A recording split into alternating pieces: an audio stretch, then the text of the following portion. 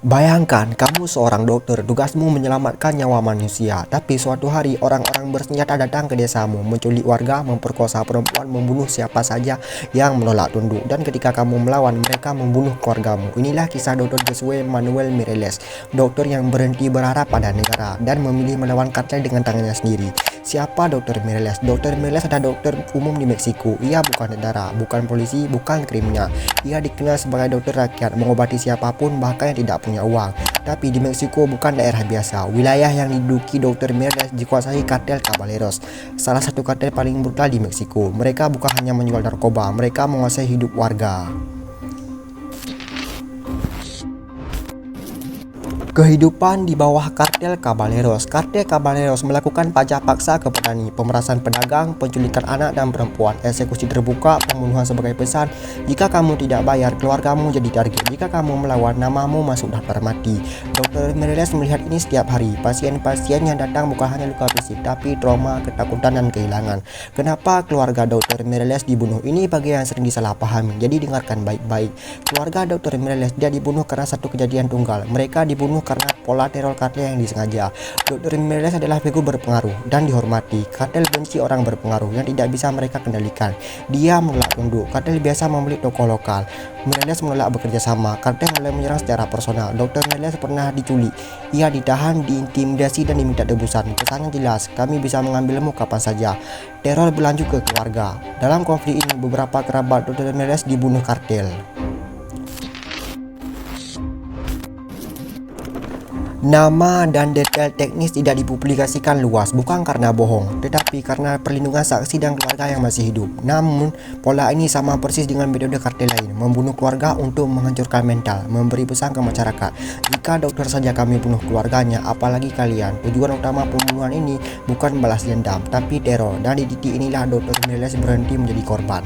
Pada tahun 2013, Dr. Mireles berdiri di depan warga dan berkata, kira-kira seperti ini, jika kita tidak pernah melawan, mereka akan membunuh kita satu persatu. Lahirlah autodefensas, milisi sipil rakyat, petani, pedagang, ayah, anak muda. Mereka bukan tentara, tapi mereka lebih nekat. Apakah Dr. Mireles membunuh kartel? Ini harus jujur dan aman. Tidak ada angka resmi berapa kartel yang dibunuh oleh Dr. Mireles. Konflik bersenjata sipil tidak punya data akurat. Yang jelas terjadi baku tembak. Banyak anggota kartel tewas dalam perebutan desa. Dr. Mireles berada di garis depan sebagai pemimpin. Ia bukan pembunuh berantai. Ia pemimpin perlawanan bersenjata dalam konflik nyata. Apa yang dia terima dari kartel bukan uang, bukan kekuasaan. Yang dia terima ancaman kematian, penculikan, keluarga dibunuh, upaya pembunuhan, teror psikologis, bertahun-tahun hidup dalam target di punggungnya. Yang ditangkap oleh negara, dia bukan kartel. Ironisnya, saat kartel melemah, pemerintah Meksiko menangkap Dr. Mireles. Alasannya kepemilikan senjata ilegal. Ia dipenjara hampir 3 tahun. Bagi banyak warga, kartel membunuh keluarga kami, tapi negara mau menyerahkan orang yang melawannya. Akhir hidup, Dr. Mireles bebas. Ia kembali bekerja sebagai dokter dan penjabat kesehatan. Namun pada tahun 2020, ia meninggal dunia akibat COVID-19, bukan oleh peluru, bukan oleh kartel. Dr. Mireles bukan orang sempurna, bukan pahlawan suci, tapi ia adalah bukti satu hal, ketika hukum runtuh, warga biasa bisa berubah menjadi perlawanan. Ia kehilangan keluarganya, namun memberi keberanian pada ribuan orang lain. Dan sampai hari ini, namanya masih membuat kartel tidak nyaman. Latar belakang lebih detail. Meksiko pada awal tahun 2000 bukan sekedar negara dengan kartel. Kemiskinan dan korupsi merajalela, terutama di pedesaan. Polisi dan pemerintah sering tidak efektif atau terlibat kartel. Warga hidup dalam ketakutan terus-menerus. Banyak desa jadi zona tak aman. Disinilah Dr. Mireles muncul sebagai dokter rakyat. Ia bukan hanya memberi obat, tapi juga mendengar trauma pasien. Anak-anak kehilangan orang tua, petani kehilangan tanah, perempuan diculik. Semuanya bagian dari realitas sehari-hari. Autodefensas dibentuk setelah kehilangan keluarga dan melihat ketidakadilan. Dr. Mireles memutuskan untuk mengorganisasikan warga. Mereka mulai sebagai milisi sipil sederhana tanpa pelatihan militer formal.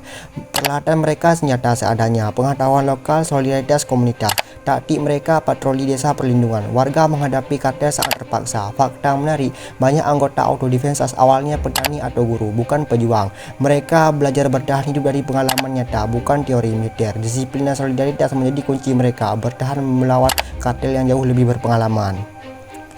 Tekanan psikologis, Dr. Mireles bukan robot. Konflik ini memberinya tekanan mental dan emosional luar biasa. Setiap malam, khawatir untuk warga dan keluarganya. Mengetahui kartel bisa datang kapan saja. Beberapa teman dekatnya diculik atau dibunuh, membuat setiap keputusan hidup mati terasa berat.